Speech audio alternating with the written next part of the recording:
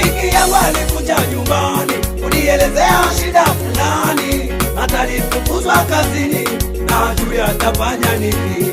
Mke wake amemtoroka, rafiki zake wanamcheka, shida amepata nyingi, amechoka, dunia anajuta. Acha kulia shida za dunia, hebu tulia, Mungu anakujali pia. Acha kulia shida za dunia, hebu tulia, Mungu anakujali pia.